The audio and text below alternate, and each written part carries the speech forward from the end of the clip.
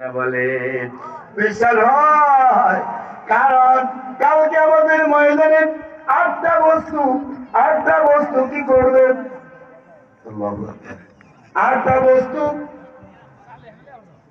আল্লাহ রাব্বুল আলামিন অনুমতি দিবেন, সুপারিশ করো। সবাই সুপারিশ, আটটা বস্তু। কয়টা বস্তু? আটটা বস্তু সুপারিশের জন্য যাবে, অনুমতি পাবে। বিশ্বনবী তো পাবে নেই, কি করেন? সময় আসলে আমার তো শেষ হয়ে গেছে, খেয়াল করে দিই, সময় অনেকটাই শেষের দিকে চলে আসছে। আল্লাহু আকবার। আমার ভাইরা, এখন তো আলোচনা সামনের দিকে আগানো যাচ্ছে না, যেহেতু প্রধান বক্তা আছে, ঠিক না? আল্লাহ হয়তো যদি বাসায় কোনোদিন আসি, তাহলে আপনাদের সামনে আলোচনা করবে ইনশাআল্লাহ ধারাবাহিকভাবে।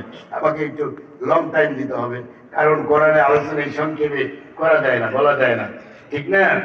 আল্লাহু আকবার। এই কথাটুকু বলতে চাই যে সেদিন আপনার এই আটটা বস্তুর মধ্যে আল্লাহ রাসূল তো আছেন, নেক সন্তান থাকবে, নেক সন্তান থাকবে, নেককার সন্তান থাকবে, আলেম থাকবে, সবাই থাকবে।